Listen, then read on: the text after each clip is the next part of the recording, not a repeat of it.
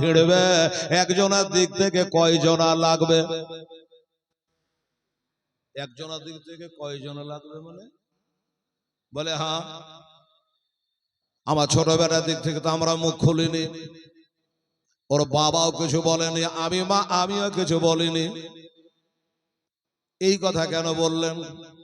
আমার নবী বলে, ফাতেমা গো আম্মা শোনো, আমি কার এমনি বড়টার দিক থেকে লেগেছি, তোমার ছোট বেটা ইমাম হোসাইনের তরফ থেকে লেগেছে আল্লাহর ফেরেশতা জিবরাইল আলাইহিস সালাম।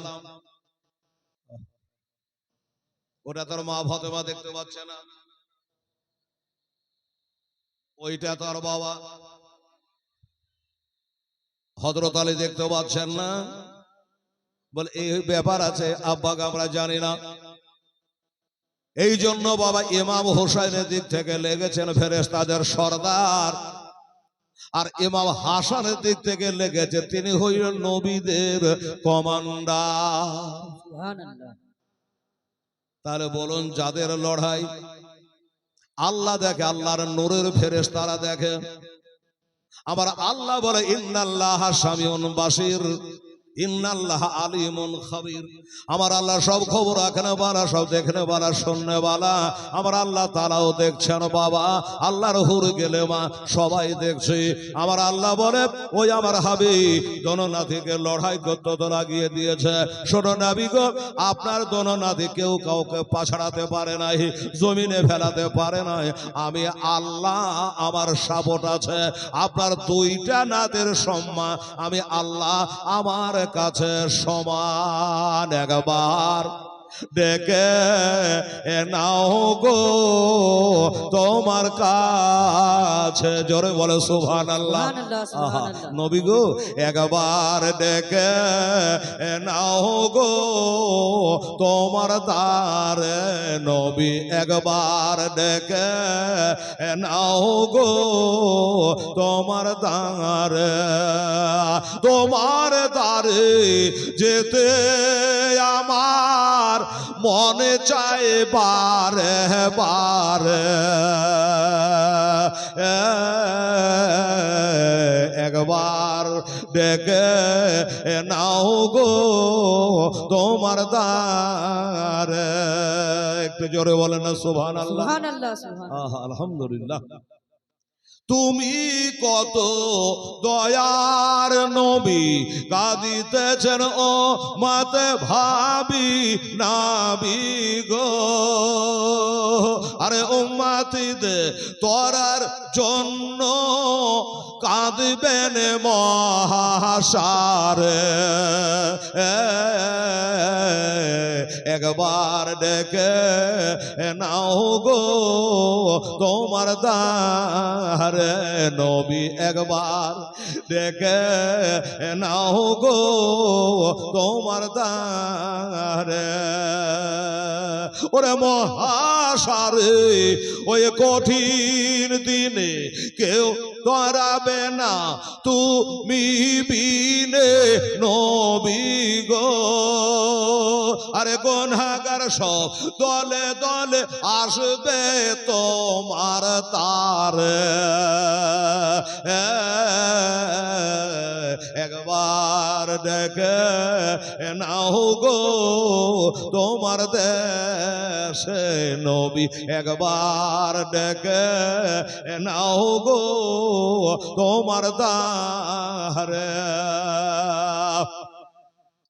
মনে বড় আশায় আছে যাব আমি তোমার কাছে নবী গো।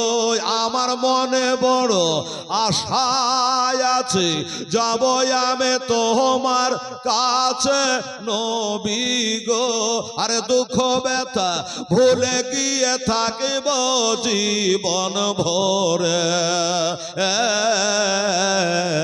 একবার ডেকে নাও গো তোমার দ্বারে, নবী একবার ডেকে নাও গো তোমার দ্বারে।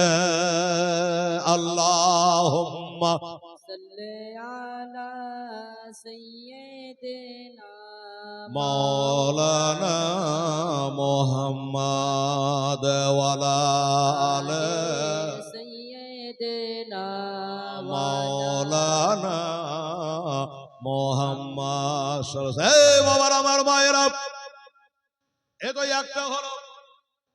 এমনি করে বাবা আমার হাসান হোসাইনকে আমার আল্লাহ কত ভালোবাসে। আমার লস্করি টলার বাপজিরা, ভাইরা, বন্ধুরা, আপনারা হাসান হোসেনের জীবনী কেন করেছেন বাবা শুনলেন? যাদেরকে স্বয়ং আমার আল্লাহ তাআলা নিকটে তাদের মান সম্মান কত, ছোট্টবেলার কথা, তাদের জীবনী বলতেই হবে। দুই ভাই সিলেট ভর্তি করে লিখেছে, গেলেন কোথায়? মা গো, মায়ের কাছে গেছে। মা, কিরে বেটা?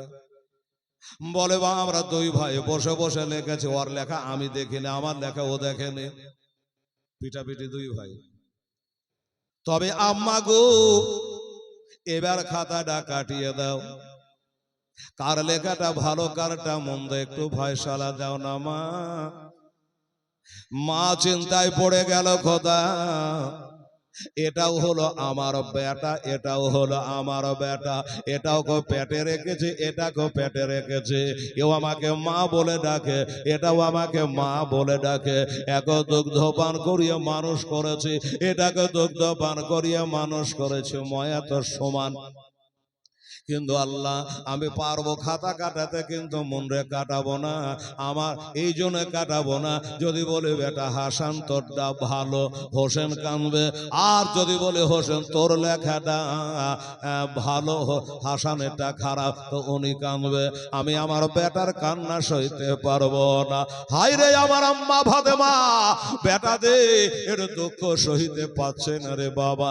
আর এ যদি পাপি এদের জহরে কহরে মারছে, বলুন এদের উপর কি মা ফাতেমার মন খুশি থাকবে?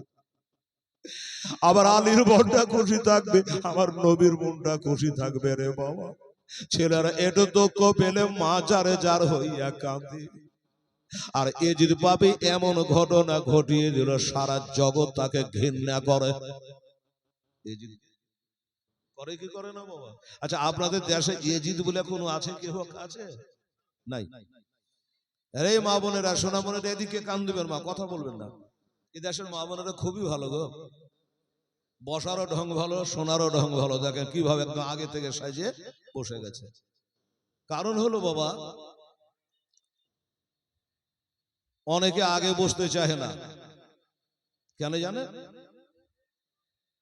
অনেকে মনে করে আগে যদি বসে যেতে 1 ঘন্টা পরে উঠে যেতে লজ্জা লাগবে। আবার কি করে জানেন? পিছে বসতে চায় কে? যারা লেখা পড়ে না করে সে। স্কুলে গেলে মেলা ছেলে খালি মোবাইল ঠেলছে গোটা রাত, পড়াশোনা করেনি, স্কুলে গেছে।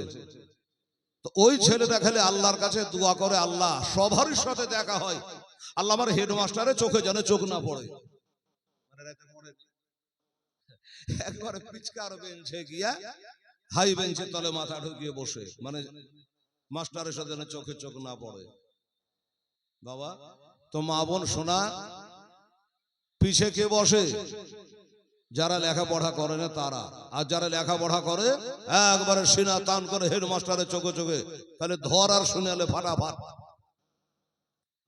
এই দেশের আমার ভাইয়েরা, মা বোনেরা খুবই ভালো, কারণ এদের জীবনী শুনে শুনে শুনে শুনে আমরা বলে বলে আর ওরা শুনে শুনে অভ্যাস হয়ে আছে। কোথায় বসতে হবে, কিভাবে দেখতে হবে, কিভাবে শুনতে হবে, এর নিয়ম কানুন সব জানা আছে। খুবই আনন্দ লাগছে। তাছাড়া আর একটা কথা, অনেক দেশে জীবনী বাবা 35 বছর ধরে করে বেড়েছে, আপনাকে বললাম। অনেক দেশে গেছে, মা বোনদের বক বকের কারণে, চিৎকারের কারণে জীবনী ভুলে যায় গো। আর এখানকার মা বোনদের এতই আদব, যাদের বসা দেখে জীবনী একটার পরে একটার পরে একটা সাইজ হয়ে গেলে মনে চলে আসছে। খুবই ভালো। তো বাবা এই মা বোনেরা খুব প্রশংসা করলাম, যেন বদনাম না হয়। ভালো হয়ে বসেন। মা বলছে, বেটারা আমার হাসান হোসেন রে, তোরা একটা কাজ কর। বেটা বললো কি? বলে আমি তোদের ফয়সালা দিতে পারবো না রে বেটা, তোর বাপের কাছে চলে যা। আর হাসান হোসেনের বাবা কে তা তো কাল আপনাদের পরিচয় দিয়েছে রে বাবা। আমার নবী বলে আনা মাদিনাতুল ইলমে ওয়ালিয়ন বাবহা, আনা দারুল হিকমাত আলিয়ন বাবহা। আমি হলো ইলমের শহর, আমার আলী হলো তার দরজা। আমি হলো হিকমাতের ঘর, আলী হলো তার দরজা।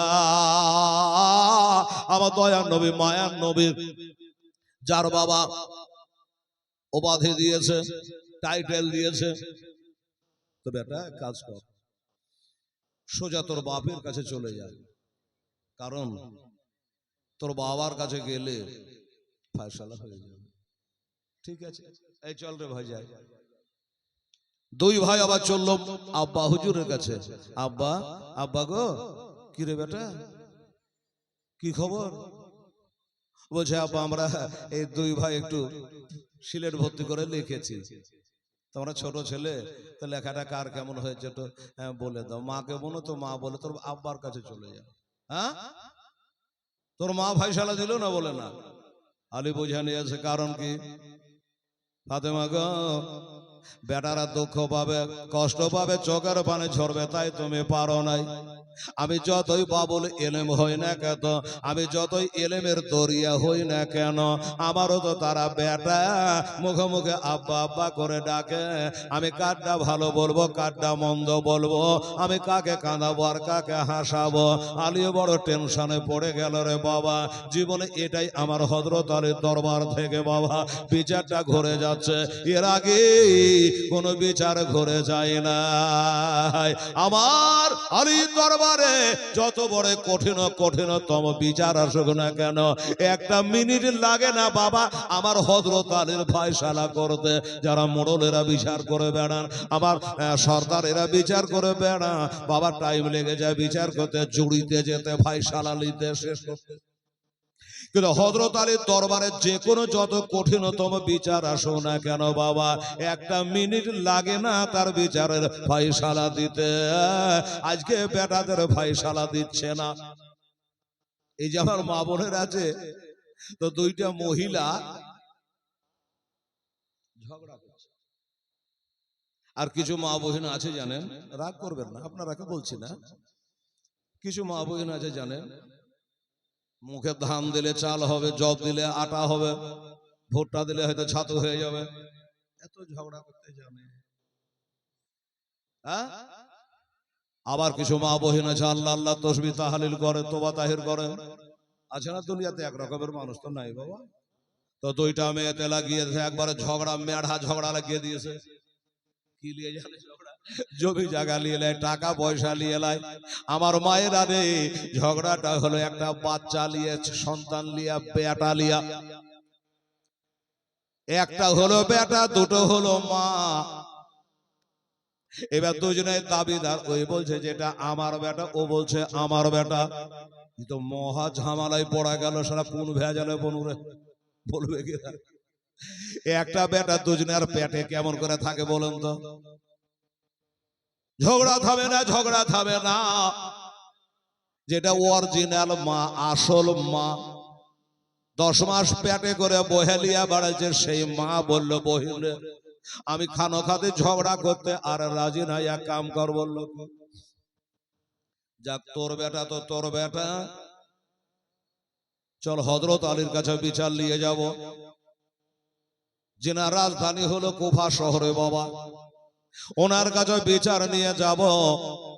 আর উনি যেটা বিচার করে দেবে আমরা সেটা মেনে নেব। তো বলে হ্যাঁ চ, আর ঝগড়া কতই করবো, চলে আসলেন আল্লাহর ওলি হযরত আলী দরবারে। হুজুর সালাম আলাইকুম। ওয়ালাইকুম সালাম। কি খবর? হ্যাঁ রে মা, তোদের খবর কি? বলছে হুজুর আমাদের একটা বিচার করে দেন। বলে আমি বাদশাহ বিচার করে, আমার কাম কি হয়েছে বল দেখি, কিসের বিচার? বলে হুজুর বিচার হলো এইটা, এই দেখেন বাচ্চা হলো একটা, আর আমরা হলাম দুইজন মহিলা। এই মেয়েটা হঠাৎ করে এসে বাবা আমার বেটাকে দখল করছে, আমার বেটাকে জোর করে দখল করে বলছে যে তোর লাই আমার। তাই হুজুর আপনার দরবারে এসেছে, ঝগড়া করতে পারবো না। হুজুর গো একটু বিচার করে দেন। মা বোনেরা বলেন তো এটা বিচার কি করে করবে?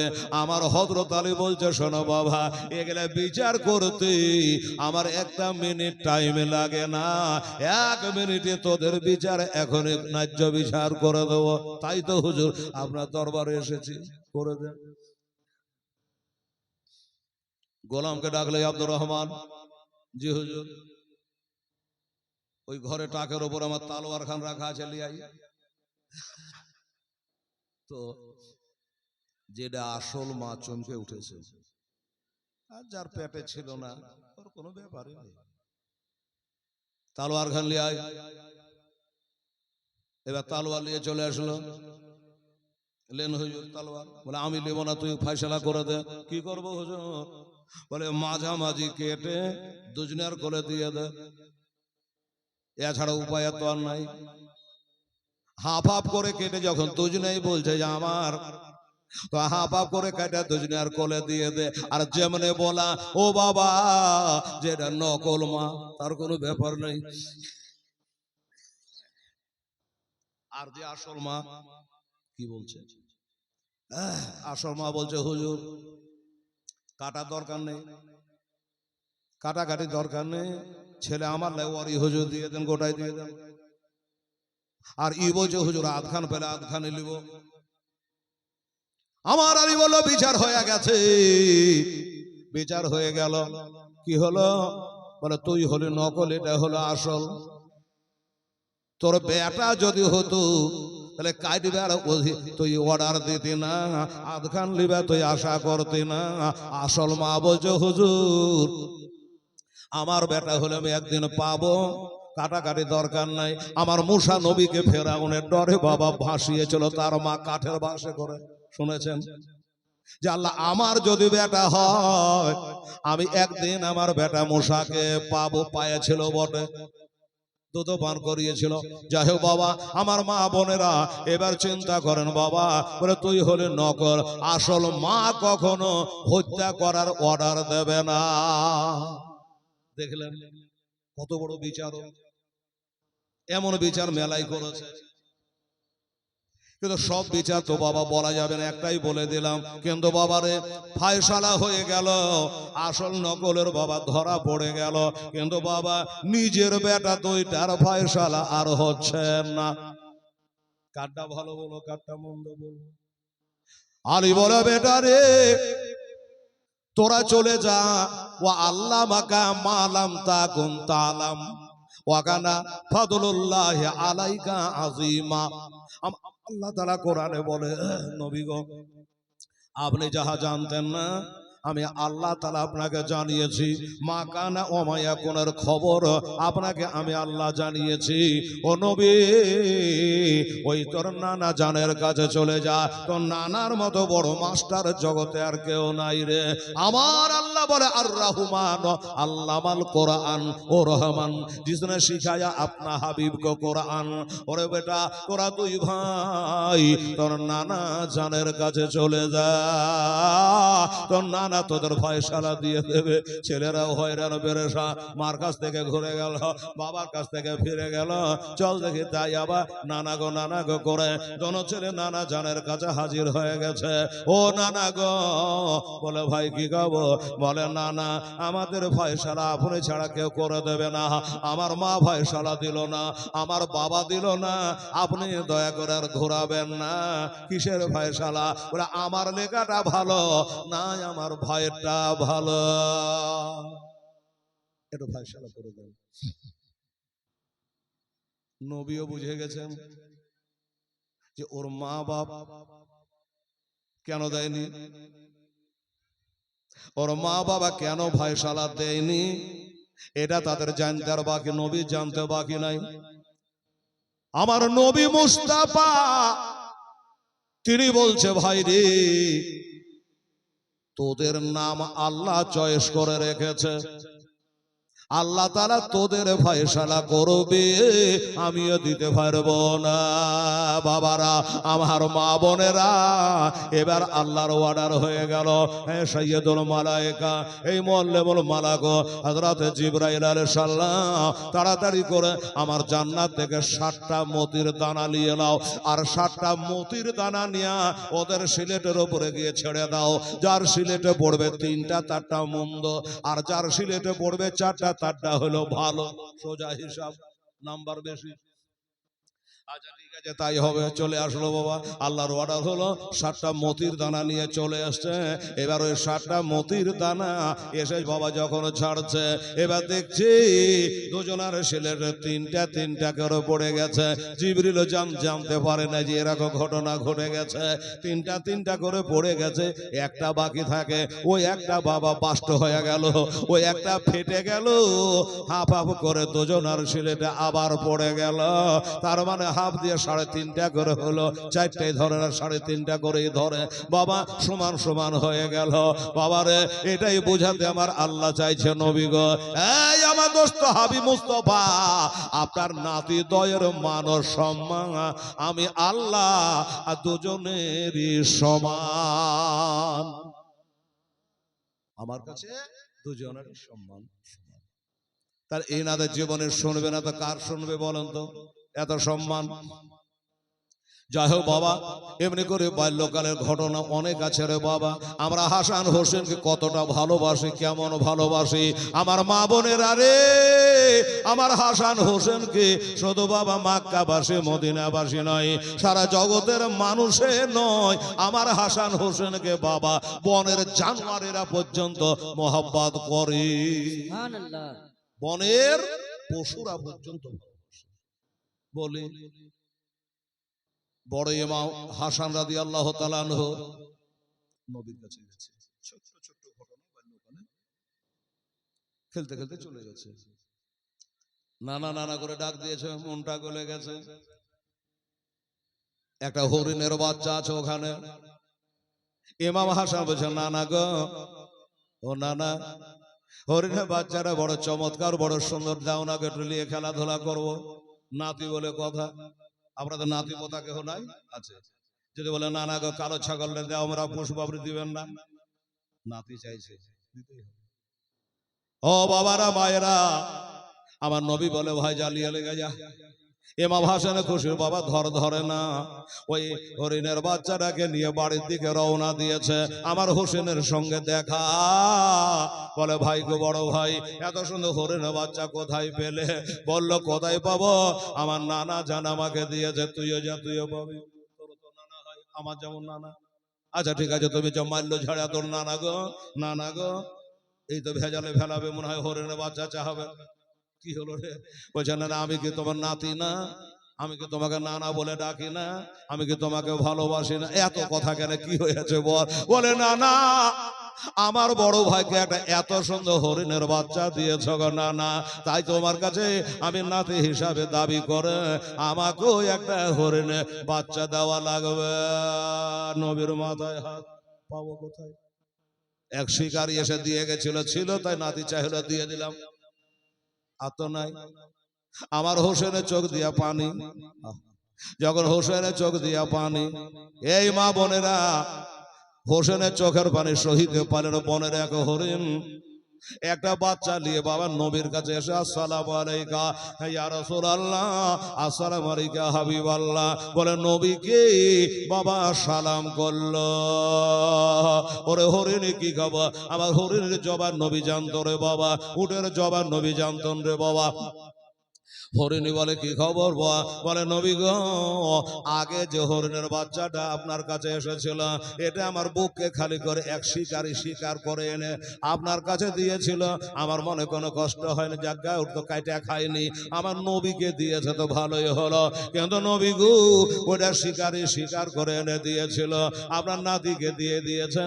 এবার হোসেন এসে কাঁদছে, হোসেন এসে কাঁদছে, আপনার কাছে আপনি পাবেন কোথায়? তাই এরই ভাই হাসান যেমন হোসেনের ভাই, হোসেন যেমন হাসানের ভাই, ওই যে হরিণে বাচ্চাটা দিয়েছে ওইটার এটা হলো ভাই আমার। এই বাচ্চাটাকে আমি মুক্ত হস্তে আমার হোসেনকে খুশি করার জন্য আমি দিয়ে দিলাম। হরিণে বাচ্চারা কয় আজ মাগো মায়া তোমার দুগ্ধ মোরা খাবো না।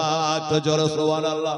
হরিণের বাচ্চারা কয় আজ মাগো মায়া তোমার দুগ্ধ মোরা খাবো না। কেন? বলছে তোমার দুগ্ধ খেলে পরে দয়ার নবী আমার কষ্ট পাবে। তোমার দুগ্ধ আজ খেলে পরে হাসান হোসেন কষ্ট পাবে।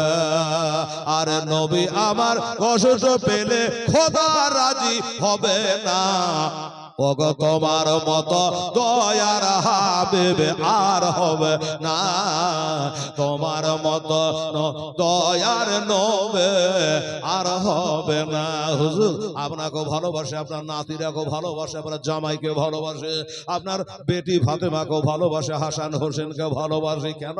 তোমায় পেয়ে আমরা কোরআন পেলাম, নবী তোমায় পেয়ে হাদিস পেলাম, তোমায় পেয়ে কোরআন পেলাম, তোমায় পেয়ে হাদিস পেলাম, তোমায় পেয়ে সবই পেয়েছে রাসূল, তোমায় পেয়ে সবই পেয়েছে। দাও বুকে সান্ত্বনা, তোমার মতো দয়ার নবী আর হবে না। তোমার মতো দয়ার রাসূল আর হবে না। ওগো দেখা দিয়ে ওগো নবী তুমি দেখা দিয়ে ওগো নবী চলে যেও না। তোমার মতো দয়ার হাবিব আর হবে না। মোরা ছিলাম আগে বনবাসে, আজ হয়েছে মদিনা বাসে। মোরা ছিলাম আগে বনবাসে, আজ হয়েছে মদিনা বাসে। তোমায় পেয়ে ঈমান পেয়েছে রাসূল, তোমায় পেয়ে ঈমান পেয়েছে। দাও গো বুকে সান্ত্বনা, তোমার মতো দয়ার রাসূল আর হবে না। তোমার মতো দয়ার নবী আর হবে না। এক পেয়ালা দুধ খেলাম মোরা, এক ফোঁটা এক পেয়ালা দুধ খেলাম মোরা। এক ফোঁটা দুধের কমি হলো না। তোমার মতো রহমতের নবী আর হবে না। তোমার মতো দয়ার রাসূল আর হবে না। আল্লাহুম্মা সাল্লি আলা সাইয়্যিদিনা মাওলানা মুহাম্মদ ওয়া আলা আলি সাইয়্যিদিনা ওয়া আলা আলি সাইয়্যিদিনা মাওলানা মুহাম্মদ সাল্লাল্লাহু তাআলা আলাইহি ওয়াসাল্লাম। বাবা, তা এইরকম বাল্যকালের ঘটনা বহুত আছে। এমনি কি আর তাদের জীবনে লোকে শুনে আর করায়? এ বাবা গো, একটা কথা আমাকে বলতে হয়। আজকে যেমন পহিলা মহরম, সেদিন ছিল বাবা 29শে শাবান, গতকালকে ছিল বাবা 29শে জিলহজ। এইরকমই আমার মা 29শে শাবান মদিনায় হইচই পড়ে গেছে আসর থেকে। আজকে মাগরিবের সমাতে চাঁদ দেখবো, যদি চাঁদ দেখা যায় কালকে ঈদের নামাজ হবে। এবার দুই ছেলে বাবা ইফতারের আগে মার কাছে এসে বাইনা খুশি, বলে মা গো কি কিরে বেটা কিছু বলবি? বলে হ্যাঁ। আজকে 29শে শাবান মা, মা দুটি জিনিস পিসছে বাবা, ইফতারের জন্য রুটি গড়াইতে হবে। বলে মা তুমি হাতে কাজ করে কানে কথা শোনো। মা জাঁতাতে পিসছে। কি হলো বেটা বল? বলে মা গো আজ 29শে শাবান, সন্ধ্যায় যদি ঈদের চাঁদ উঠে যায় তো কালকে ঈদের নামাজ হবে গো মা। ঈদ মানে খুশি। হ্যাঁ খুশিতে কি হলো? বলে মা ঈদের যে নামাজ হবে আমাদেরকে নতুন পোশাক হইবে না। মা বলছে বেটা রোজাটা খুলতে দে, মাথা ঠান্ডা করে। বলো মা হবে কি হবে না? মা বলে বেটা যা রোজা খুলি তারপরে আয়। ইফতার হলো মদিনায় বাবা, ডাঙ্কা বেজে গেল, চাঁদ দেখা গেছে, কাল ঈদের নামাজ হবে। আবার কোনো ছেলে দৌড়ে দৌড়ে মায়ের কাছে এসে বলে মা আর উপায় নাই, চাঁদ হয়ে গেছে, কালকে ঈদের নামাজ হবে গো আম্মা। ছোট্ট ছোট ছেলে মার বুকখানে ঢুকে বলছে মা গো আমাদেরকে দুটো জামা পায়জামা হবে না গো মা, আমাদেরকে নতুন পোশাক হবে না গো মা। সব কথা বাপকে বলা যায় না, ডর লাগে ভয় লাগে রে বাবা। মাকে সব কথা বলা যায়। এই মাকে ভালোবাসবেন বাবা।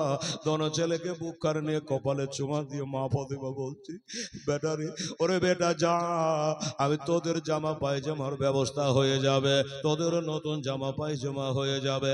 বলে মা গো হয়ে যাবে কি করে, এখনো কাপড় কিনা হলো না, দর্জিতে কাপড় তো এখনো নেবে না, আর নতুন করে কখন কিনবা, কখন দর্জি কাটবে, আর কখন সেলাই করবে, বোতাম লাগাবে, ফিতা লাগাবে। আমার মা ফাতেমা বলে বেটা রে তোদের দর্জি হলো আলাদা। একটু বলুন সুবহানাল্লাহ। তোদের দর্জি হবে আলাদা রে, তোরা যা রে বেটা যা। ছেলে দুটো চলে গেল, আপন ঘরে গিয়ে শুয়ে গেছে। খাতুনের জন্য ইফতার করে দুইটা খাইলো, না খাইলো ঘরে যাই নামাজ পড়ে বাবা সেজদায় পড়ে গেল। বলে আল্লাহ গো আমি তোমার বান্দি ফাতেমা, তোমার হুকুমে আমার চাচাকে বিয়ে করেছি, আমি বেটার মা হয়েছি, আমি বেটির মা হয়েছি গো আল্লাহ। জীবনে কবে খেয়েছি কবে খাইনি, কোনোদিন তোমার কাছে শেখায়ত করিনি, দরখাস্ত করি নাই আল্লাহ গো। টাকা পয়সা জমি জায়গার লেগে কোনোদিন তোমার কাছে দরখাস্ত করি নাই আল্লাহ। রব্বুল আলামিন আজকে ফাতেমার লাজ তুমি রক্ষা করো মাওলা। আল্লাহ তোমার উপর ভরসা করে আমার দোনো বেটাকে কথা দিয়েছে, আমার কাছে একটা দেড়হাম নাই, আমার কাছে একটা দেনার নাই, একটা সোনা নাই, চাঁদি নাই, টাকা নাই, পয়সা নাই গো আল্লাহ। আজকে তুমি যদি না দেও তাহলে আমার বেটারদের কাছে আমি মিথ্যাবাদিনী হয়ে যাব গো আল্লাহ। আল্লাহ তুমি আমার দোয়া কবুল করো। সারা রাত্রি ধরে সেজদায় পড়ে কান্না করে বাবা আমার ফাতেমার দোয়া কবুল হয়ে গেছি। ফাতেমার চোখের পানি আল্লাহ কবুল করে নিয়েছে। ফজরে পরে কে যেন দরজায় এসে বাবা আঘাত করে। খাতুনে জান্নাত চিন্তায় আছে। ওই সমাজে বাবা যখন এসে দরজায় আঘাত করা, খাতুনে জান্নাত বলে কে আছো ভাই এত ভোরে, এত সকাল সকাল কে আছো? উনি উত্তর দিচ্ছে আমাকে চিনবেন না, আমি হইলাম হাসান হোসেনের দর্জি। সুবহানাল্লাহ। হাসান হোসেনের দর্জি বলে হ্যাঁ। আচ্ছা মা বোনের গো ভাইরা, দর্জির কাছে কি থাকে মা? কাপড় থাকে। এবার একটা প্যাকেট দিয়ে দিয়েছে, কাতুনে জানা প্যাকেটটা নিয়ে যদি খুলে দেখছে রে বা তো দুইটা জামা পায়জামা দেখে আবার যেন ফাতেমা সেজদায় পড়ে গেল, আল্লাহর শুকরিয়া করে আবার সেজদায় পড়ে গেল। আর ডাক দিল এই বেটা হাসান হোসেন রে, করি আমার হাসান হোসেন আয় বেটা আয়, তোদের জন্য চোখের পানে সারা রাত ফেরালছি রে। আই বেটা তোরা যে তোর মার কাছে দাবি করেছিলি দাবি পূর্ণ হয়ে গেছে, আয় তোরা নতুন জামা পায়জামা নিয়ে লে। জামিউল মজেজাত বলে একটা কেতাব আছে, কালিয়া চকে কিন্তু পাওয়া যাবে। ওই জামিউল মজেজাত কেতাবের মধ্যে লেখা আছে বাবা কি, ওই জামা পায়জামা যেটা এসেছে এটা একবারে কাফনের মতো ধবধবে সাদা। ছেলেরা লাড়ছে লিখছে না, পড়ছে না। ওদিকে আমার দিনের নবী চলে আসেন, ঈদের নামাজ বলে কথা, ঈদের নামাজ ছুটে গেলে, বকরা ঈদের নামাজ ছুটে গেলে, জুম্মার নামাজ ছুটে গেলে আর কাজা নাই। জুম্মা ছুটে গেলে জোহর পড়তে হবে বাবা। আমার নবী বলল ঈদের মাঠে তো যাব ঠিক আছে, কিন্তু আমার হাসান হোসেনের কি হলো একবার আমি দেখে আসে, তারা খোরমা খেজুর খেলো কিনা। কথাই বলে খায়া ঈদ আর না খায়া বকরি বলে কিনা বাবা। তো কিছু মিষ্টান্ন খাবার হলো কিনা দেখি, একবার দেখার জন্য চলে এসেছে। আসার পরে দেখছে ওই ব্যাপার, ওই জামা পায়জামা গুলা নিয়ে লাড়াচাড়া করছে। কেউ কিন্তু পরে না, কেউ কিন্তু চয়েস করে না। আমার নবী এসে বলে, ভাই কি খবর? ঈদের নামাজ বলে কথা, টাইম যে হয়ে গেল রে, ঈদের নামাজে যেতে হবে, তাড়াতাড়ি পড়। তাড়াতাড়ি পড়েলে পড়ে না। কি হলো বলতো, মন কেন খারাপ, কেন পড়ছিস না? এরা বললো, না না গো, তুমি ভালো, আমার মাও ভালো, আর কাপড়ও ভালো, সেলাইও ভালো, সবই ভালো, না না, কিন্তু আমাদের কালার চয়েস হচ্ছে না, আমরা এই কালারের নিব না গো। না না, না না বলছে, কোন কালারের নিবি রে ভাই? আমার ইমাম হাসান বলেছিল, না না গো, আমি সবুজ কালার নেব, আর আমার হোসেন বলেছিল আমি লাল কালার নিব। আমার নবী ভিতরকার গোমরাতে আরম্ভ করে দিয়েছে রে বাবা। আল্লাহ গো, এইটুকু টুকু ছেলের মুখ থেকে কালারের কথা কেন বার হচ্ছে? হবে না। আরে বাবা, একদিন আমার দয়ার নবী মায়ার নবী শুয়ে আছেন বাবা, এবার মুঠ খুলে দেখছে আমার নবীর হাতে এক মুষ্টি যেন লাল মাটি। মাটি কোথা থেকে আসলো? জিবরাইল ফেরেশতা বলে, নবী গো, এই মাটি হলো ইরাক দেশের কারবালার মাঠের মাটি। তাই নাকি বললো? হুজুর, এই মাটিগুলো একটা বোতলে ভরে রাখবেন, যেদিন দেখবেন এই মাটিগুলা রক্তের মতো হয়ে গেছে, সেদিন জানবেন আপনার টকটকের নাতি হোসেন শহীদ হয়ে গেছে। যাদের জন্মের পরে পরে মৃত্যুর খবর হয়েছিল বাবা, ডাকলেন নবীর বিবি 11টা, কালকে বলে 4টা বাঁধি। নবী একটা বিবির নাম ধরে ডাকলো, বিবিটার নাম জানেন? খুব তো জীবনে শুনেছেন বাবা। ওই বিবিটার নাম হলো বিবি উম্মে সালমা। সব বিবিরা তাকাইছে, এখানে আমরাকে ডাকলে না। উম্মে সালমাকে কেন ডাকলো? একটা সতীনের ঝাল আমার মা বোনদের মধ্যে হয়, কিন্তু নবীর বিবির মধ্যে এমন ছিল না মা। দেখা যাক কি দেয়। এই বিবি উম্মে সালমা, আমার নবী বলছে মাটি গোলা নাও, আর এই মাটি গোলা একটা সাদা বোতলের মধ্যে পুরে রেখে চিপি লাগিয়ে নাও। কেন হুজুর? কোথাকার মাটি? এটা কারবালার মাটি। আমার হোসেন যেখান করে শহীদ হবে, লালে লাল হয়ে যাবে, ওই জায়গার মাটি। বিবি উম্মে সালমা যেন হাউমাউ করে কাঁদতে লাগলো। এটা কি শোনানো হুজুর? ছোট্ট ছেলে হোসেন দুনিয়াতে কেবল এলো, আর তার শহীদের খবর আপনি দিলেন বলে উম্মে সালমারি খবরটা আমি দিইনি, এই খবর আমার জিবরিল দ্বারা আল্লাহ দিয়েছে। বাবারা, আমার মা বোনেরা, ওই মাটিগুলা যেদিন দেখবে রক্তের আকার ধারণ করেছে, বোতল পূর্ণ হয়ে গেছে, সেদিন জানবা আমার হোসেন কারবালায় শহীদ হয়ে গেছি। বাবা গো, চোখের পানি ফেলতে ফেলতে ওই মাটিগুলো একটা বোতলে ভরে রেখে দিল। একটা কথা আপনাকে ভাঙিয়া বলি, আচ্ছা বলেন তো, ওইখানে নবীর আরো বিবি ছিল, তারাকে মাটিগুলা দিল না, উম্মে সালমাকে দিল, তার কারণটা কি? কারণ হলো এটা, হয়তো আপনারা বলে ওনাকে বেশি ভালোবাসে। না না না, আবার নবী দু নজরে ছিল না বাবা, যেটাকে বেশি ভালোবাসে ওটাকে কম ভালোবাসে, এটা আমরা হইতে পারি। আমার নবী গায়েবের খবর জানতো রে বাবা, আমার নবী গায়েবের খবর জানতো। আমার নবী দেখলো আমার হোসেন যখন 56 বছর বয়সে ইরাক দেশের কারবালার মাটিতে গলা কাটাবে, ইসলামকে বাঁচাবার জন্য শহীদ হবে, ওই সময়তে আমার উম্মে সালমা ছাড়া কোনো বিবি বাঁচা থাকবে না। আর বাঁচা যদি থাকবে না, তো মাটি রক্ত হইল না হইল কে দেখবে? বোঝা গেল?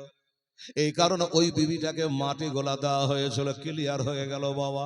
ও বাবা, ওই কথাগুলো মনে পড়ে গেছে আমার নবী, এই কারণে তার মুখ থেকে লাল বাহির হলো। খাতুনে জান্নাত ডুকরে ডুকরে কান্দে, আব্বা গো কি ভেজালে পোলাম দেখেন তো। এক যদি আমাকে বলতো আগাম লাল লিব সবুজ লিব, হয়তো দরখাস্ত তাই করতাম, কিন্তু এখন বলছে এখন কি করে কি করা যাবে, আধ ঘন্টা টাইম আছে, জামাত খাড়া হয়ে যাবে। আমার নবী বলে, মা আমি যখন এখানে চলে এসছি, বিসমিল্লাহির রহমানির রহিম, ওয়া মা আরসালনাকা ইল্লা রাহমাতাল লিল আলামিন। আমি যখন চলে এসছি মা, চিন্তার কিছু নেই, একটু পানি নিয়ে আয়। পানি? হ্যাঁ একটু পানি নিয়ে আসো। একটু পানি আনলো, দেড়ে মা পানি। ওই লোটার পানি নিয়ে নবীজি একটু পানি নিয়ে পবিত্র হাতে এভাবে ছিটাইয়া দিল। আর যেমনি ছিটিয়া দেওয়া, একই হাত, একই পানি, একই টাইম, একটা লাল হয়ে গেল, একটা সবুজ হয়ে গেল। এটা কোন কেতাবে আছে? জামিউল মুজিজাত কেতাবের মধ্যে লেখা আছে। আবার কোন কেতাবে আছে যে জান্নাত থেকে সবুজ আর লাল এসেছিল। আপনাকে কেতাবের নাম বলে দিলাম বাবা, ভোরে গাহা বাড়ার সুযোগ থাকলো না। এই বাবারা, যাই হোক বাবা, এবার বললো আর কোনো চিন্তা নাই, টেনশন নাই, মনের আশা পূর্ণ হয়ে গেছে, এবার তো পড়বে। দুই ভাই খুশির সীমা নেই। স্বয়ং আমার নানা চলে এসে, তখন আর কোনো চিন্তা থাকে? বসে গেল, পায়জামা পরতে হয় বসে, প্যান্ট পরবেন বসে। কেমন বসে? আগে পা দুটা বসে বসে ঢুকিয়ে নেবেন, তারপরে দাঁড়িয়ে ফিতা বাঁধেন, বোতাম লাগান। যদি না লাগান কি হবে? এমন একটা ব্যারাম হয়ে দাঁড়িয়ে যদি ট্যাঙ্ক ভরে দেন পায়জামা প্যান্টে, তাহলে কি হবে? এমন একটা ব্যারাম হবে যার ওষুধ পৃথিবীতে নাই। এটাই কথা কেতাবে লেখা আছে। ও মুসলমান, এগুলা জানতে পারবেন। এখান করে একটা মাদ্রাসা খাড়া করেন, তাহলে বুঝতে পারবেন রে বাবা। ঠিক আছে? হ্যাঁ, দাঁড়িয়ে অনেক মানুষের বাবা দাঁড়িয়ে দাঁড়িয়ে পান করে, পানি বল, চা বলে, অনেক কিছু। কিন্তু দাঁড়িয়ে দাঁড়িয়ে পান করলে কি হয়, এটা মাদ্রাসা এখানে খুলেন, তাহলে টের পাবে, জানতে পারবে। আমার নবীজি একজনকে দেখছে বাবা দাঁড়িয়ে দাঁড়িয়ে বাঁ হাতে পানি পান করছে। নবী, এই বাবা, এক তো দাঁড়িয়ে খেতে হয় না, তার বারবার বাঁ হাতে। আরে নবী দেখে নিল রে। তো নবীকে ভেবেছে সাধারণ মানুষ, বাম হাতে খেতে হয় না। তখন ছেলেটা বলছে যে হুজুর, আমার ডান হাতটা অচল। কোন কাজ জালিক? নবীর মুখ দিয়ে বার হলো, কোন কাজ জালিক? তুই যেটা বললি ওটাই যেন হয়ে যায়। অচল ছিল না, ভোগা দিয়ে বলছে। আমাদের মতো বলে না, দাঁড়িয়ে খেলে একটু অসুবিধা আছে মানুষের, বসা যাবে না। যাই হোক, নবী চলে গেলেন। ছেলেটা মিচকি মিচকি হাসছে, নবীকে ঠকিয়ে দিয়েছি। নবীকে ঠকাচ্ছি না, নিজে ঠকাই পড়েছে। নবী চলে গেছে। এবার ডান হাতে কাবে বাবা ওই গেলাস ধরছে বা আর কিছু ধরছে, ডান হাত আর উঠে না। ওই যে নবী বলেছে তুই যেটা বললি ওটাই যেন হয়ে যায়। তখন ওই হাতটা বাবা অচল হয়ে গেছে। ও বাবা, ওরে বাবা, তাই দোনো ছেলে বাবা হাসান হোসেন জামা পায়জামা পরে নিয়েছে। এবার পরে নিয়ে মা চোখে সুরমা দিয়ে দিয়েছে, কাজলটা দিয়েছে, আতর খুশবু লাগিয়ে দিয়েছে। আজ নানার সাথে নাতি যাবে ঈদগাহার মাঠে, কত আনন্দের খবর। এবার একটুখানি হাঁটার পরে বলছে, নাতি রে, ও জান্নাতের নওজওয়ানের সর্দারেরা রে। আরে জান্নাতের খালিক হলো আল্লাহ, আর মালিক হলো হোসেনের নানা মুহাম্মদ রাসূলুল্লাহ সাল্লাল্লাহু আলাইহি সাল্লাম। হাউজে কাউসারে খালিক হলো আল্লাহ, মালিক আমার হাসান হোসেনের নানা নবী মুস্তাফা মুহাম্মদ রাসূলুল্লাহ। আল্লাহ রুজি দেন ভালো, নবী হলো বন্টন কারনেওয়ালা। আমার নবী বলল, জান্নাতের নওজওয়ানদের সর্দারেরা একজন জোহর একজন কহরে যাবে, ওটা আমার ভালো করে জানা। তখন তো আমি থাকবো না।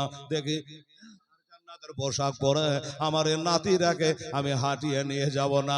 নবী আমার বসে গিয়ে বললেন, আয়। কিরকম আয়? কি করবো না না? বলল, তোরা জান্নাতের পোশাক পরে। ওদিকে মা ফাতেমাকে জিজ্ঞাসা করছে আমার নবী, মা ফাতেমা গো, মা কি গো আব্বা, এই জামা পায়জামাটা কোথায় পেলে? নবী জানেন, তাও জিজ্ঞাসা করছে কোথায় পেলে। তো বলছে হাসান হোসেনের দর্জি দিয়ে গেছে। হ্যাঁ, হাসান হোসেন দর্জি দিয়ে গেছে। বললে হ্যাঁ। দর্জিটাকে চিহ্ন বলে না।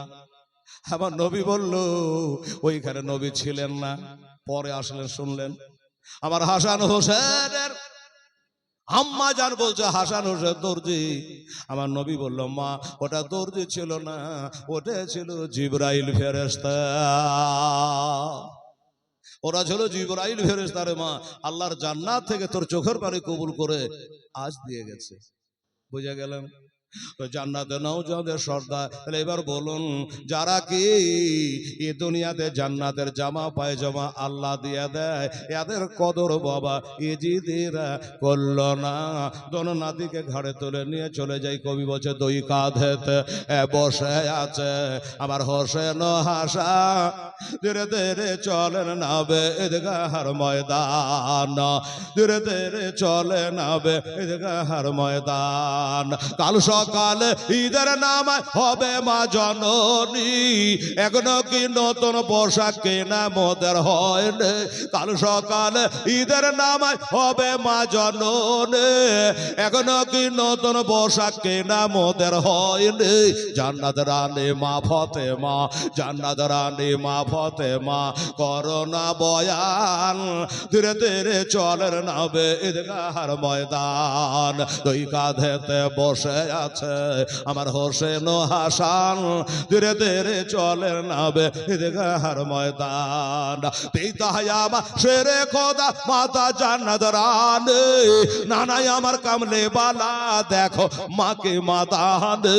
লুটিতে পারিবি না সার, মচিতে পারিবি না সার, এজি তোমার ওয়ান ধীরে ধীরে চলের নাবে ঈদগাহর ময়দান, ধীরে ধীরে চলে নাবে ঈদগাহর ময়দান। বন্ধ করে ফোরাত নদী মিটবে কি মনের আশা, বন্ধ করে ফোরাত নদী মিটবে কি মনের আশা। 3 দিন কান 7 দিন ধরে রইবে তারা পিয়াসা। কারবালাতে শহীদ হয়ে, কারবালাতে শহীদ হয়ে বাঁচাবো ইমান, ধীরে ধীরে চলে নাবে ঈদগাহর ময়দান।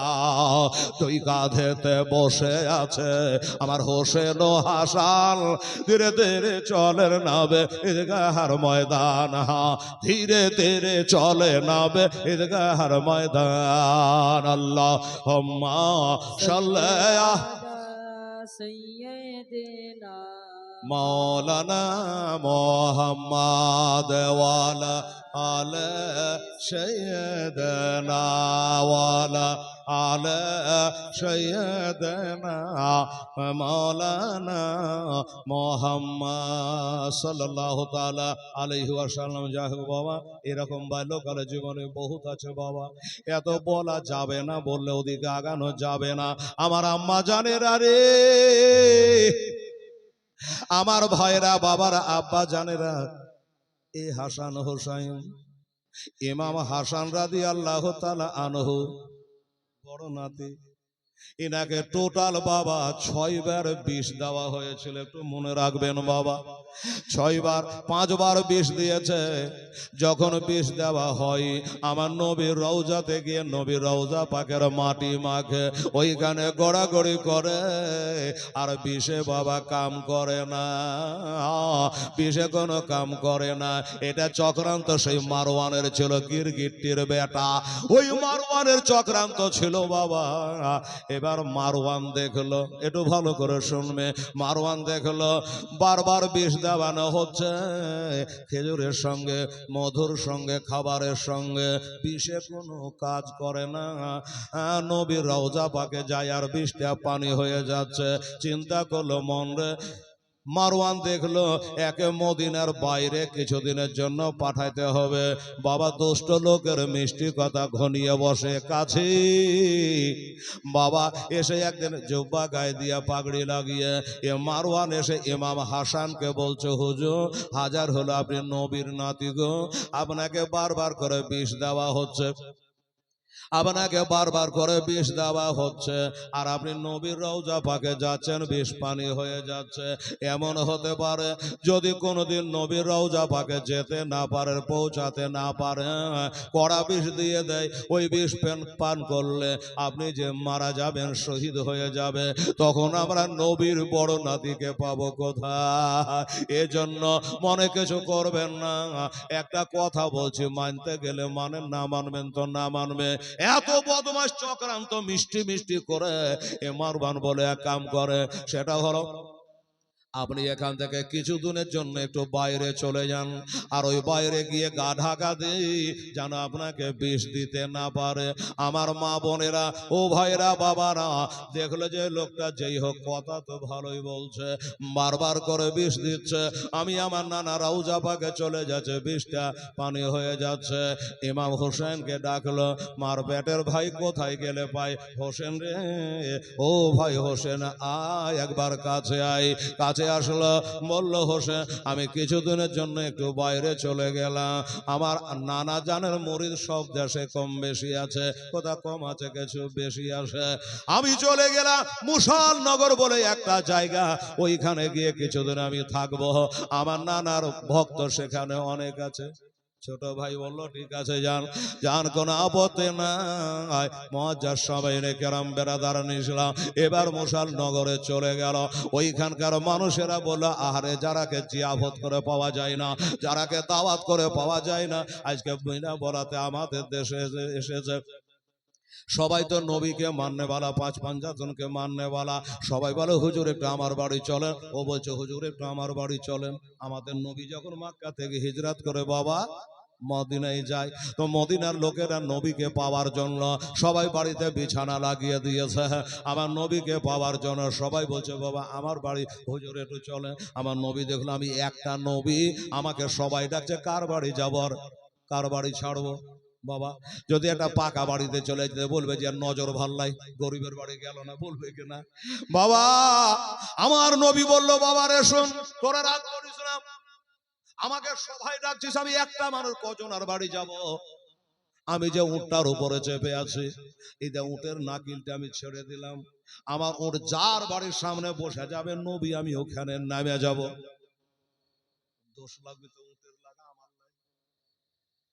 উটকে নবী বললেন না যে অমকের বাড়িতে বসিস। এবার বাবা কি করলো জানেন মা বোনেরা, বলে ঠিক আছে হুজুর, আল্লাহ আল্লাহ করে সবাই যে উঠরে আমাদের বাড়ির সামনে বসে যায়, ওই উঠ হুজুর আমাদের বাড়ির সামনে বসে যায়, কিন্তু উঠটা কারো কথায় শোনা, খালি ঘুরে চলে যাচ্ছে। লোকে বলছে উটের কি মাথা খারাপ হয়ে গেল, আরে আমার বাড়িতে না বসবে ওর বাড়িতে বসবে, কিন্তু ঘুরছে কেন? এই উট এমন করে ঘুরিস কেন? ওর বলছে আল্লাহর বিনা হুকুমে, আরে আমি তো জানি একটা গাছের পাতা ঘুরে না, একটা গাছের পাতা হিলে না, হিলালে জিভা হিলবে না, আল্লাহর বিনা অর্ডারে। ওর বলছে শোনো আমি যত দূর লিয়া ঘুরছি, এত দূর লিয়ে একটা আল্লাহর ঘর মসজিদ হবে। ঘুরছি, আল্লাহ আমাকে ঘোরাচ্ছে, এটা মসজিদের এরিয়া করছি।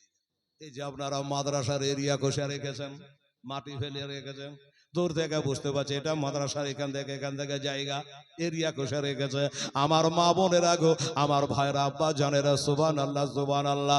এইবারে বললাম উট আমার, ইমাম হাসান বলল সবাই তো তোমরা আমাকে চাইছো, আমি কার বাড়ি যাব, কার বাড়ি থাকবো? যাই হোক বাবা উনি একজন আর বাড়ি গেল, আমার সঙ্গে তোমরা ওখানে দেখা করে নিও। এবার হাজারে হাজার মানুষ, হাজার হলো নবীর নাতি আমার মা ফাতেমার বড় বেটা, সবাই তার সঙ্গে দেখা সাক্ষাৎ করতে যাই, মুরিদ হয়। এমনি করে বাবা থাকতে লাগলো। ওই যে বাবা জুব্বা পরা মারওয়ান, ওই চক্রান্ত চলেছে বাবা, ওখান করে দুশ্মন পাঠিয়েছে, ওখানে দুশ্মন ছেড়ে দিয়েছে মুআজ্জাজ সামাইনে কেরাম, ছেড়ে দেওয়ার পরে ইমাম হাসানকে মারার বাবা চক্রান্ত করেছে।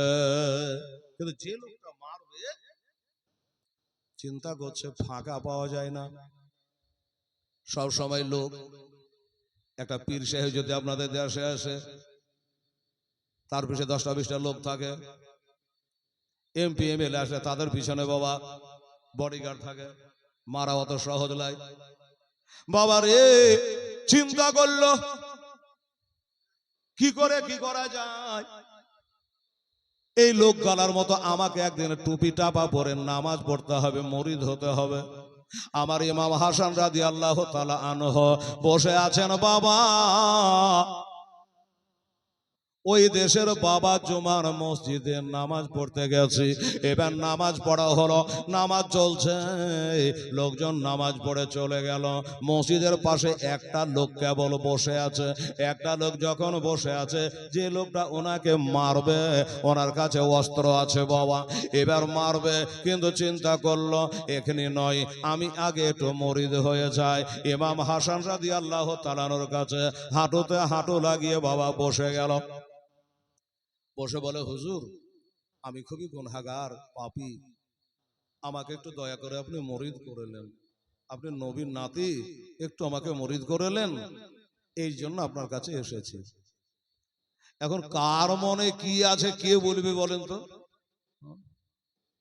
মা বোনেরা, এই যে আপনারা এতগুলা মা বোন এসে, কে কোন মন লিয়ে এসেছে? আমার ভাইয়েরা বাবারা এসছে, কে কোন মনে এসেছে কে বলবে বলেন? বলা যাবে না। কারণ হলো এটাই যে এই মনের কথা যদি জানে, একমাত্র আল্লাহ রসুল ছাড়া কেউ বলতে পারবে না। ওই লোকটা দুই হাঁটু ভিড়িয়ে দিয়ে বসে গেল।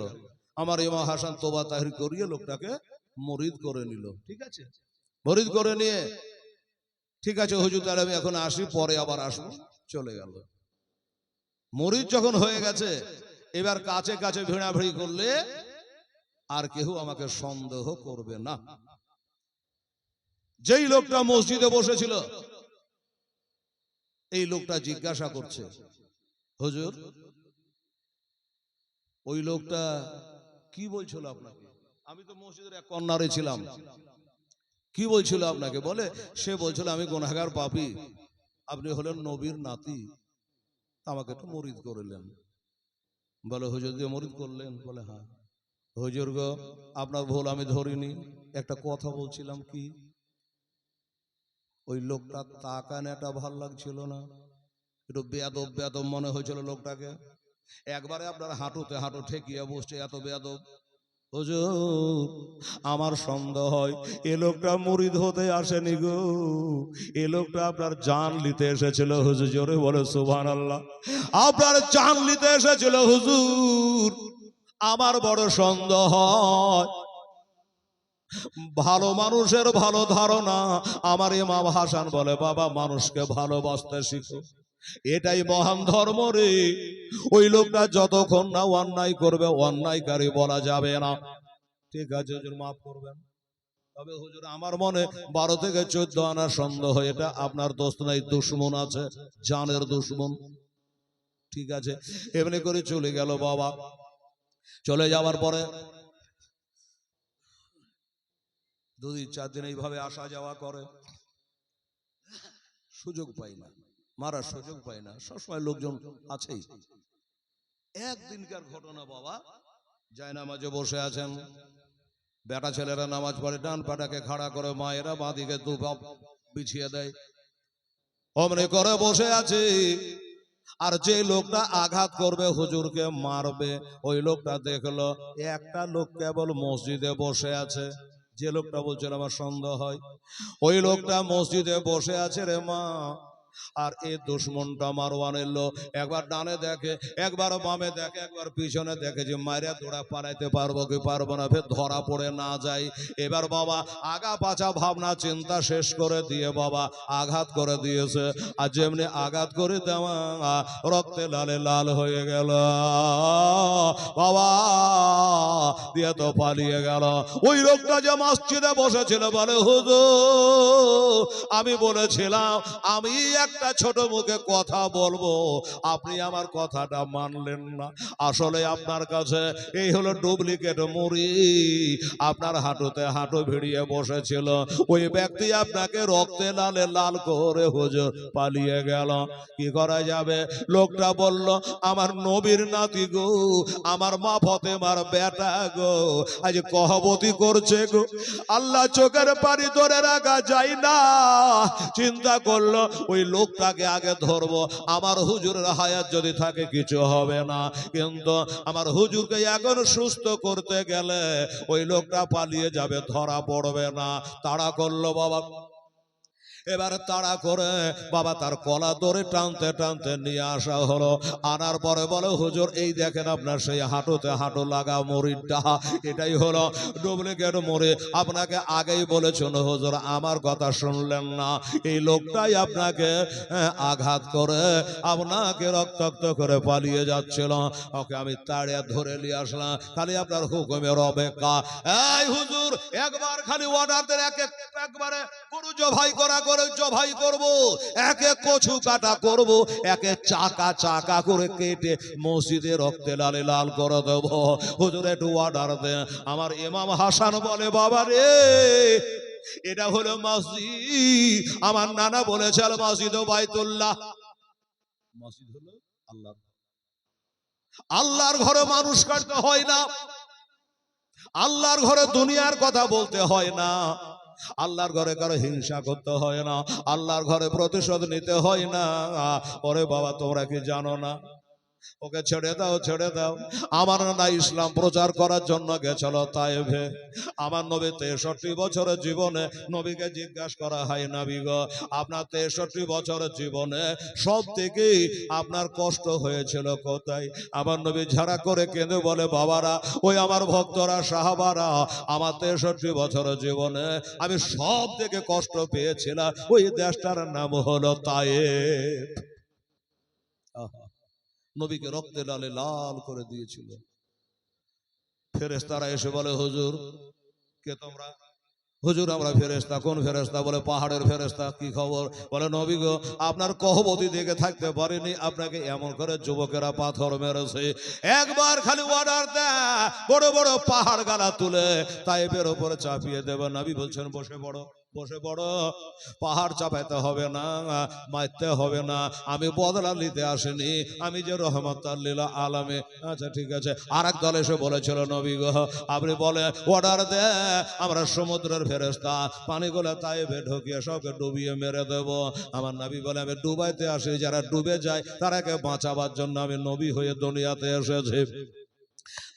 আর এক দল এসে বলে, নবী গো, আমাদের অর্ডার দেন, আমরা ঝড়ের ফেরেশতা, এত জোরে ঝড় বইয়া দিব, ওদের বাড়ি ঘরের নাম নিশান কিছু রাখবো না। আমার নবী বলে, বাবা, আমি মিটাতে আসিনি, জাগাতে এসেছে, বসে যাও। আমার নানা তাদের জন্য আল্লাহর কাছে দোয়া করেছিল, আল্লাহ, আমাকে তারা নবী হিসাবে মানে না, আমাকে চিনতে পারে না, আমাকে কষ্ট দিয়েছে, আল্লাহ তারাকে তুমি মাফ করে দেও। আমি যে সেই নবীর কোলে মানুষ হয়েছি রে, আমি যে সেই নানার কোলে খেলি রে, আমি সেই নানার নাতি রে, আমি কেমন করে বদলা নিতে পারি? ছেড়ে দাও, আল্লাহর রাস্তায় ছেড়ে দাও। লোকটা অনুতপ্ত স্বীকার করে চোখের পানি ফেলতে ফেলতে চলে গেল।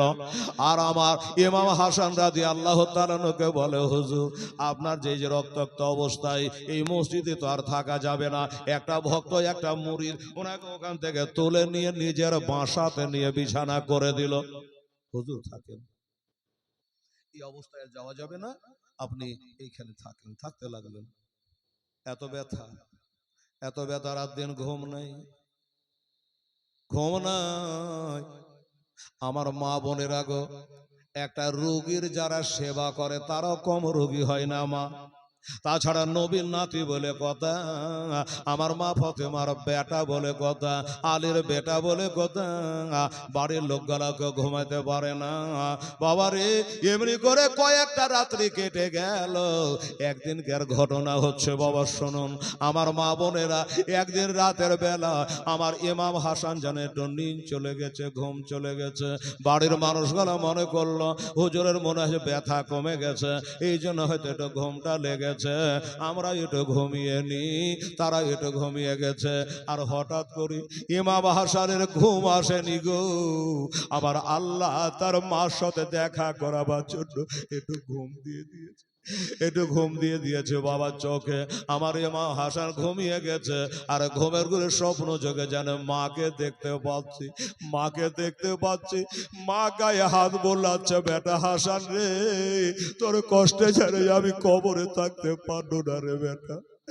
এ বাবা হাসান রে, তোর ব্যথায় আমার কলিজায় আঘাত লাগে রে, আমি মদিনা থেকে চলে এসেছি বেটা, তুই আবার পহিলকার বেটা রে।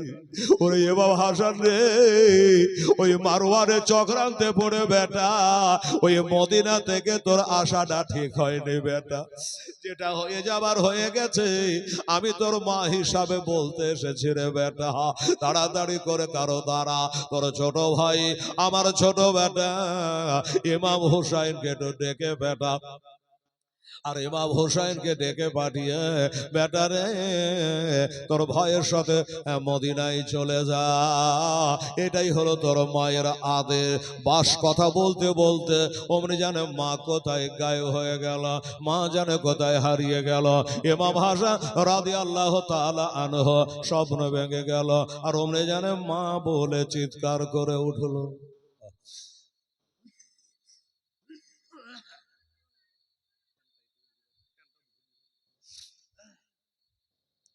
আল্লাহ আল্লাহ সুবহানাল্লাহ। এই মুসলমানেরা, বাড়ির লোকজন ছুটে আসলো, হুজুর কি ব্যাপার, আপনি ঘুমিয়েছিলেন? বলে আমরা ঘুমিয়ে গেছিলাম। হঠাৎ মা বলে কেন কাঁদেন? বলে বহুদিন আগে মাকে হারিয়েছি, অনেকদিন আগে মাকে হারিয়েছি, আজকে একটু আবার স্বপ্ন ঘুম এসেছিল, ওই ঘুমের ঘরে আমার নিজের মাকে দেখলাম গো। আমার মা এসে গায়ে হাত বোলাচ্ছে, আর মা আমাকে বলল তাড়াতাড়ি মদিনায় চলে আয়। আমি আর ঘুম ভাঙার পরে ঘরের কোনায় কোনায় খুঁজে বেড়াচ্ছি, চারিদিকে দেখছি, কিন্তু আমার মা না। মায়ের মতো দরদি কেউ হবে না বাবা গো। আমার মা বোনেরা, তাই বলছে আমার মা আমাকে বলল তোর ছোট ভাই হোসাইনকে ডেকে এখান থেকে তুই মদিনায় চলে যা। আহা, আজ মাকে ইন্তেকালের পরও একবার দেখলাম, সুবহানাল্লাহ। হায় রে দরদে দরদিনী মা। ওরে ছেলে যখন কোথাও যায় তখন মায়ের দিলে সন্দেহ নাই, ছেলে যখন বাইরে যায় তখন মায়ের দিলে সন্দেহ নাই, কখন ফিরিবে বাচ্চা আজ বাড়ি। তো দাঁড়াও মাকে দেখি, নয়ন ভৈরা মাইরে দেখে রে গ্রামবাসী, একটু দাঁড়াও মাকে দেখি।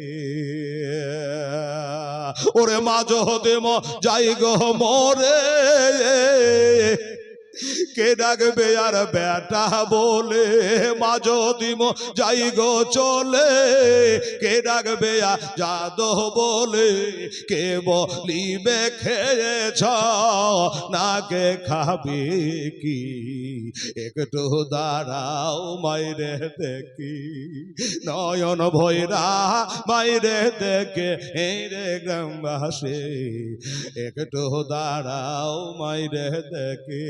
তোমরা সাদা কাপড় পরাইয়া খাটের উপর শোয়াইয়া, সাদা কাপড় পরাইয়া খাটের উপর শোয়াইয়া, মাইরে তোমরা কই যাইতেছ লইয়া রে গ্রামবাসী, একটু দাঁড়াও মাইরে দেখি, নয়ন ভৈরা মাকে দেখে রে গ্রামবাসী, একটু দাঁড়াও মাইরে দেখি। বাবা, এখানে অনেক মাহারা বাবাহারা সন্তানহারা আপনারা আছে। বাবা গো, ঘড়ি বলছে হেলাল 1.5 ঘন্টা তোর বলা পার হয়ে গেল, 1 ঘন্টা 35 মিনিট বলা হয়ে গেল। আমি বলতে থাকবো, একটা কথা খালি আপনাদের বলবো, আজকে দ্বিতীয় রাত, বিরক্ত করব না ভাই। এই যে এখানে আপনারা মাদ্রাসা কায়েম করবেন, আমি জোড়হাত করে বলবো গোটা গ্রামবাসীকে এক মত এক প্রাণ হয়ে কাজটা করবেন। আমরা সবাই নবীর উম্মত। আচ্ছা ভাই, এই পরে তো আছেই কালেকশন দেবেন, শেষের দিনে দেই মানুষ। আমি 10টা খোদার বান্দাকে এইখানে একটা কথা বলবো যে ভাই, এই মাদ্রাসা তো কায়েম হবে, 10টা করে সিমেন্টের বস্তা আপনারা বাকিতে লেখান না, কাজ চালু হবে তখন দিয়ে দেবেন। মা, নিজের মায়ের নামে পারা যাবে? 10,000 20,000 টাকা দাম নাই, 10টা সিমেন্টের বস্তা ভিত করবে, কাজে লাগবে, আপনি দিয়ে দেবেন। এরকম 10টা ভাই দিলে কাতরা কাতরা দাঁড়িয়ে বিশাল ফোটাই ফোটাই তৈরি হয়ে যায়।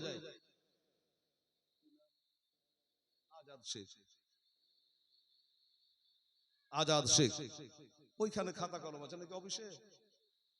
আজাদ শেখ বাবজি আমার চট করে বলেছেন আমি একটা 10 বস্তা সিমেন্ট দিয়ে দেবো। আলহামদুলিল্লাহ, নারে তাকবীর, নারে রিসালাত। আমার বাবজি জনাব মোহাম্মদ আজাদ শেখ জোরে বলো জিন্দাবাদ। উনি 10 বস্তা। কেউ লেখেন আপনাদের কমিটির মধ্যে একটা জোড়া হন কেউ?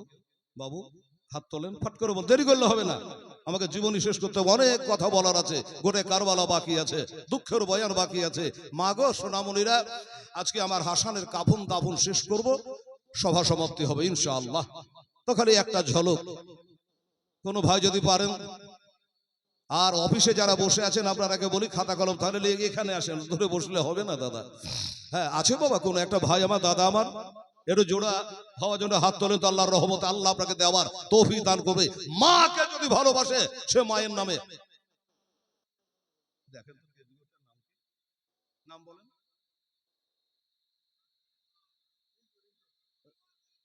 রবিউল রিন্টু। ও মেম্বার সাহেব, আচ্ছা মেম্বার সাহেব রবিউল রিন্টু, উনি বলছেন আমি 10টা দেবো। মাশাআল্লাহ, নারে তাকবীর, নারায়ে রিসালাত।